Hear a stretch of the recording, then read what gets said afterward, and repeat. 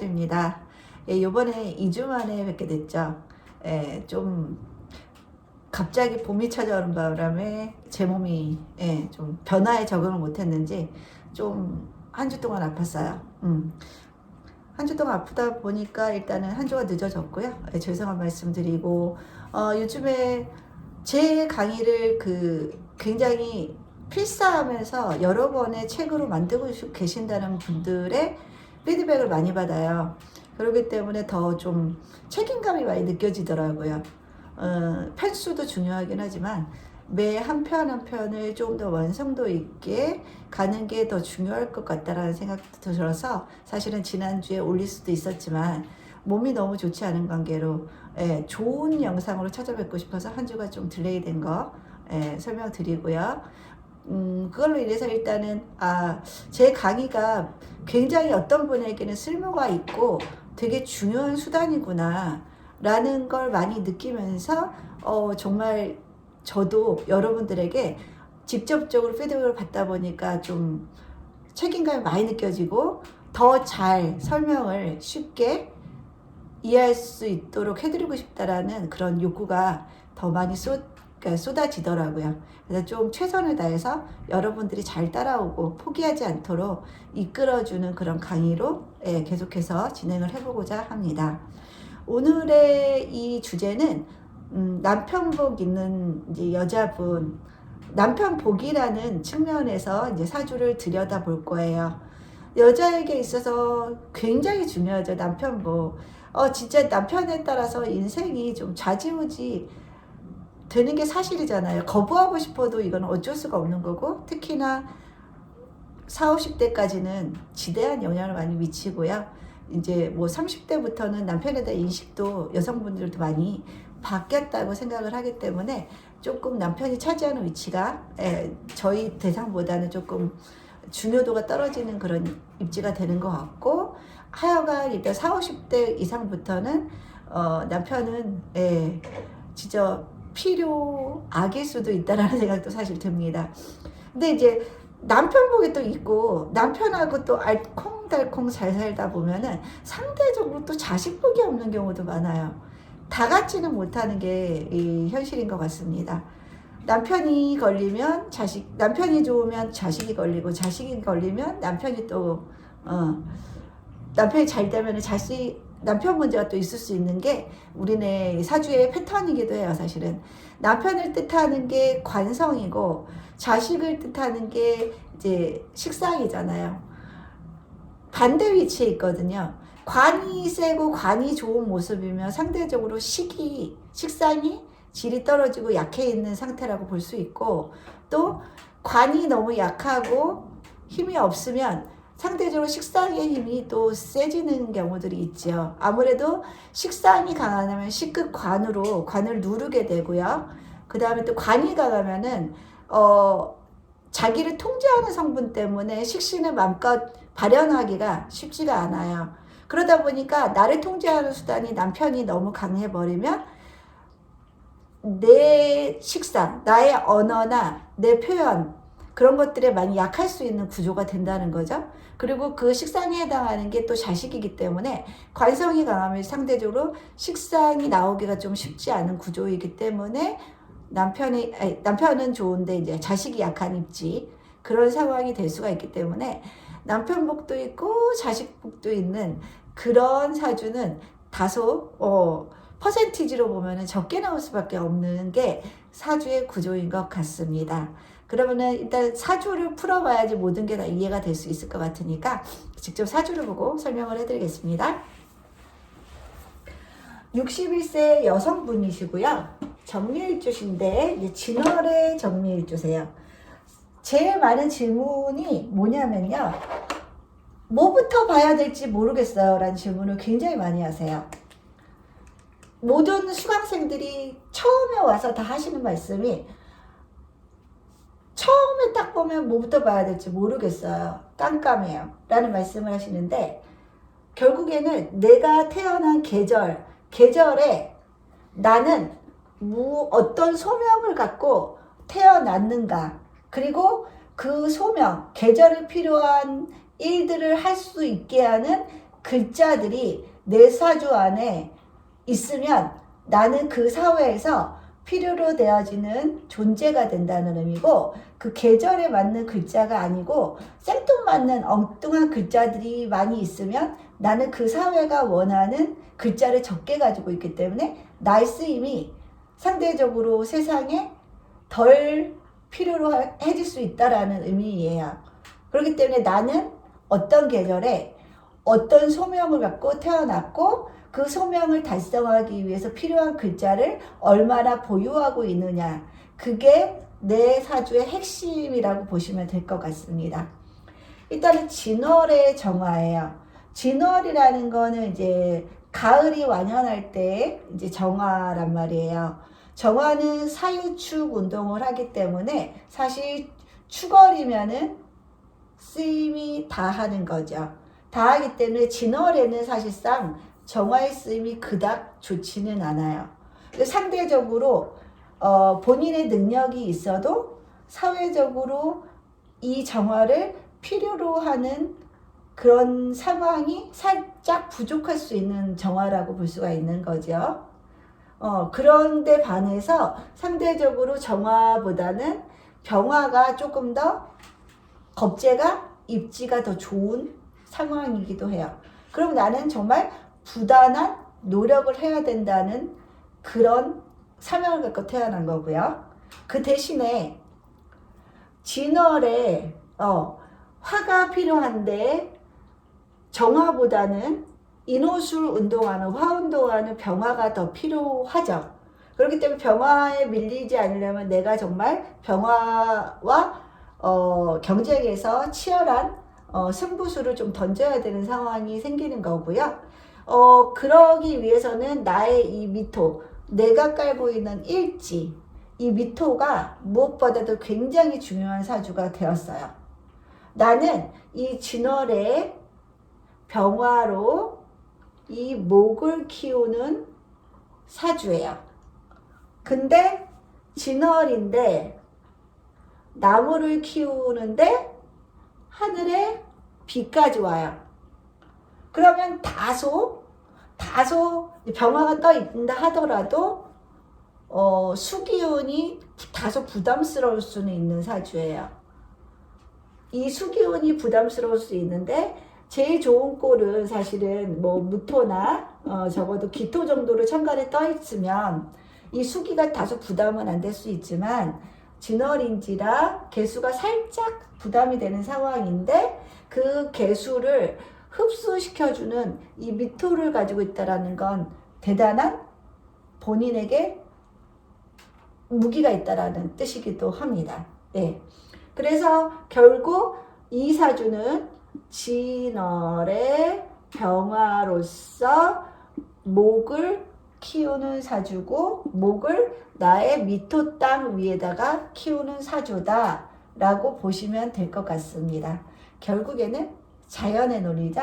그 계절의 논리예요. 굉장히 중요해요. 그리고 사주에서는 조우라는 거, 거의 조우가 삶의 질을 결정한다고 해도 과언이 아닐 것 같아요. 결국에는 삶의 질이라는 거는 나의 만족도의 문제잖아요. 삶의 만족도의 문제인데 똑같은 삶을 살아도 굉장히 만족도가 높은 사람이 있는가 하면 항상 뭔가 부족하다고 느끼면서 그 결핍으로 인한 불편함을 호소하는 분들이 많이 계시잖아요. 결국에는 이제 만족을 하면 행복한 거고 만족을 못하면 불행한 거겠지요. 그러면은 이 사주는 왜 남편 보기 좋냐? 일단은 진월이라는 상황에 정화라는 게 굉장히 좀 다소 본인의 입지가 부족해질 수 있는데 진월의 상황을 이 묘로서 어찌 보면은 극복을 할 수 있는 사주라고도 볼 수 있죠. 그리고 남편 복이 있는 사주의 대체적인 구조는 뭐냐면요. 남편 성인 이 관성이 아무래도 연간이나 월간에 떠 있는 게 아무래도 좋아요. 왜냐하면은 일지나 시지에 떠 있다는 건 너무 대등하다는 위치거든요. 너무 대등하다는 거는 결국에는 부부 사이도 한쪽이 좀 약하면 한쪽이 강해도 좀 이게 유지가 되잖아요. 관계가 유지가 되는데 둘 다 너무 강하거나 둘 다 너무 약하거나 하는 경우들도 생기고 또 이제 여자가 아무래도 참지 않으면은 가정생활 자체가 유지되기가 힘든 시스템인지라 아무래도 일지나 시지에 가지고 있다라는 건 일지는 이제 나와 동등하다는 의미고 시지는 거의 자식 자리에 남편을 뒀다는 의미니까 내가 인식하는 남편의 모습이 자식의 모습이란 뜻이에요. 그러다 보니까 남편을 자식처럼 생각을 하다 보면은 때로는 존중감이 좀 떨어지고 자식 대하듯이 대하다 보면은 부부 사이에 문제가 생길 수가 있기 때문에 아무래도 월간이나 정간에 뚝 띄우는 게 좋습니다. 그리고 천간에 띄운다는 거는 남에게 내가 남편을 내세울 수 있다라는 의미이기 때문에 내가 남에게 내놓아도 무방하고 내놓을 수 있는 남편을 얻는다는 뜻이기도 해요.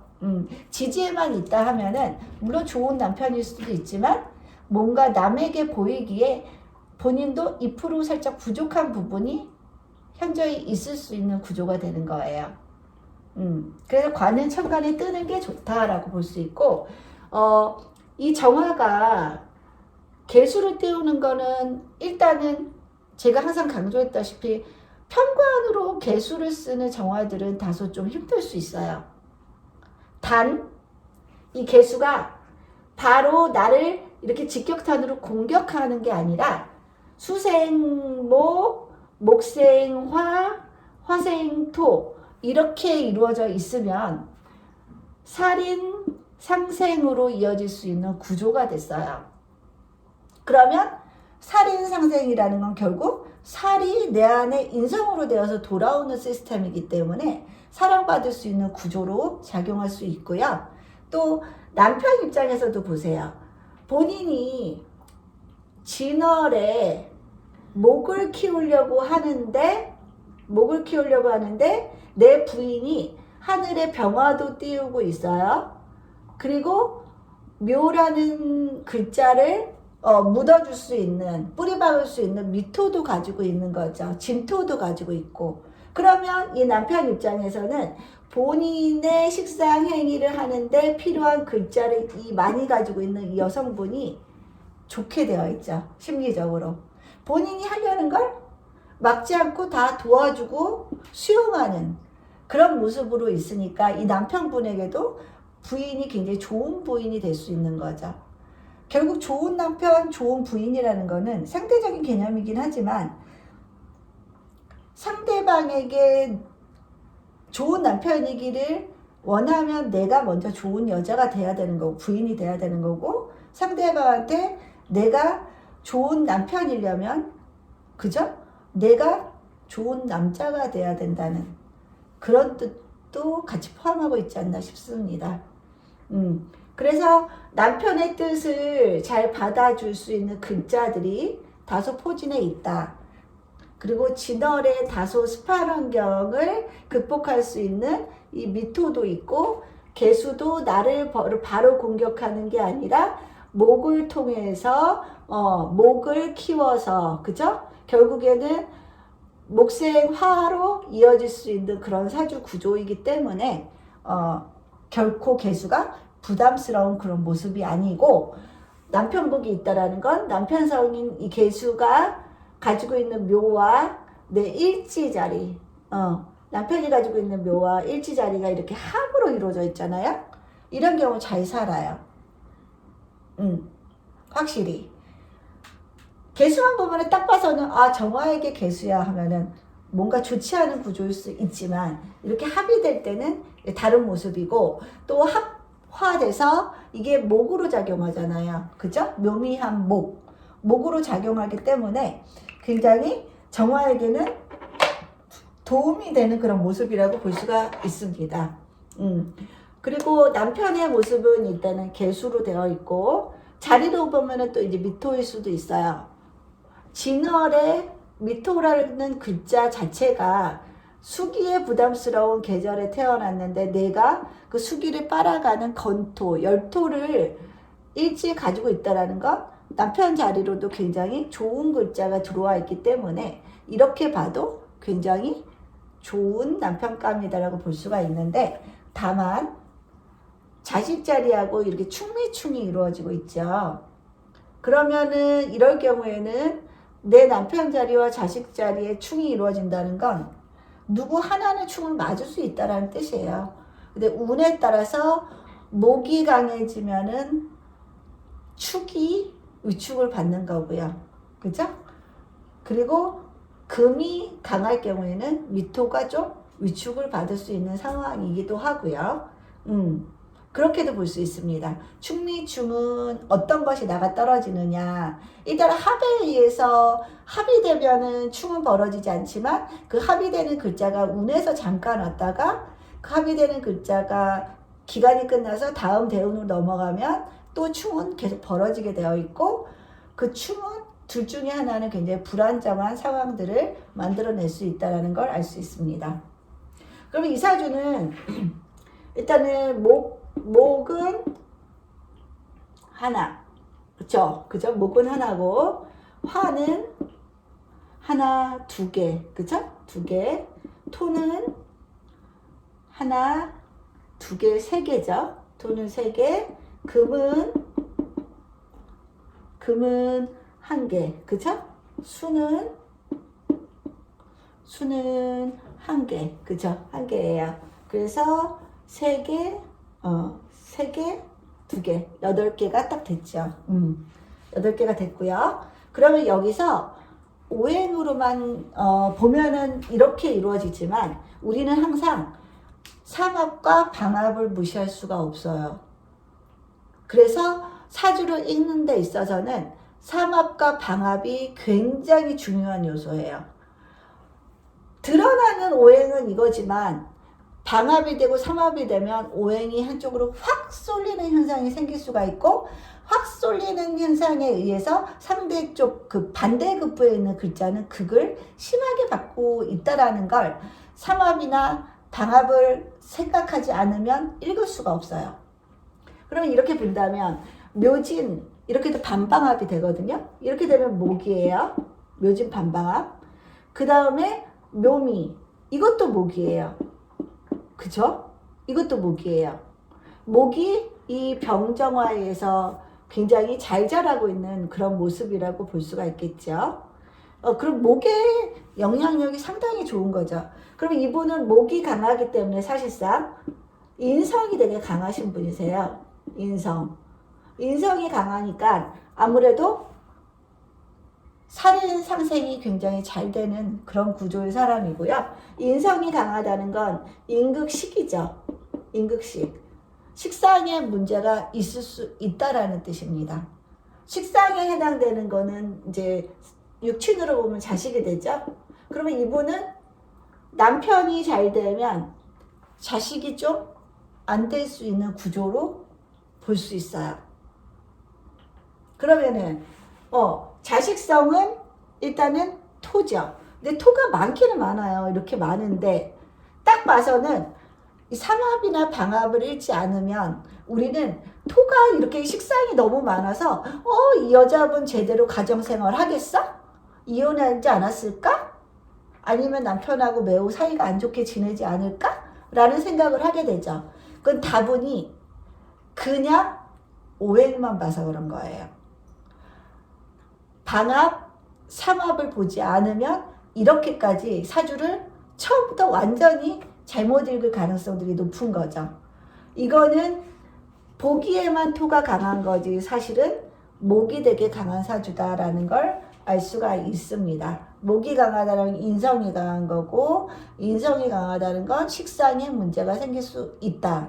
그리고 뭔가 재성에도 문제는 생길 수 있겠죠. 재극인을 통해서 재가 굉장히 인성의 설기가 많이 되는 모습이잖아요. 그러면 결국 이 재성이 금다목절이 될 수가 있는 거예요. 그러면 금이 목을 자르려다가 칼날이 나가버리는, 도끼날이 나가버리는 그런 상황도 생길 수가 있기 때문에 이 상황은 식재가 문제다. 그죠? 그리고 재성이 또 안타깝게도 자식 자리에 있죠. 자식 자리에 있고 자식 자리가 화급금이 이렇게 되고 있죠. 화급금이 이렇게 되고 있기 때문에 자식 자리가 굉장히 지금 위축되고 있는 상황이기도 하고요. 그 다음에 지금 이제 61대운을 맞이했어요. 이제 61대운을 맞이했는데 개해대운이거든요. 천간에 이제 개수가 왔어요. 천간에 개수가 왔고 지지에 해수가 왔는데 이 사주는 해수가 오면은 원칙적으로 보면은 정관이잖아요. 그죠? 천간에는 편관이고요. 편관이고. 그렇지만 여기서 우리는 읽어야 되는 게 해, 묘, 미, 삼합을 꼭 읽어줘야 되는 거예요. 그러면은 해묘미, 삼합, 목삼합이 된 거예요. 목삼합. 목삼합이 되면은 제일 먼저 극을 받는 게 뭐죠? 토지요. 목극토. 그쵸? 목극토를 받기 때문에 식상에 문제가 있을 수 있구나라는 걸 우리는 알 수가 있습니다. 그죠? 그래서 식상에 문제가 이때 생긴다. 그럼 식상의 문제는 건강적인 문제일 수도 있어요. 건강적인 문제일 수도 있고, 그리고 뭔가 커뮤니케이션 하는 능력에 애로점이 생긴다는 뜻도 되고요. 또 자식한테도 문제가 생길 수 있겠죠. 자식 일이 잘 안 되거나 아니면은 자식이 잘 안 풀리거나 아니면 자식의 건강에 문제가 있거나 자식에 관련된 그런 문제를 가질 수 있는 그런 대운에 접어들었다고 볼 수가 있어요. 그래서 이 해묘미가 오면은 제일 먼저 해묘미 목 때문에 이 미토의 문제가 생기겠죠. 미토가 목극토를 심하게 받을 수 있고요. 그 다음에 여기도 목극토를 받을 수 있겠죠. 여기도 목극토를 받을 수 있지만 축 중에 그래도 신금이 있기 때문에 목이 극하다가도 금을 만나면 극의 정도가 좀 작아질 수 있는 상황이다라고 볼 수가 있겠죠. 그러니까 축토보다는 미토가 현격하게 더 극을 받을 수 있는 상황이다라고 볼 수가 있습니다. 그죠?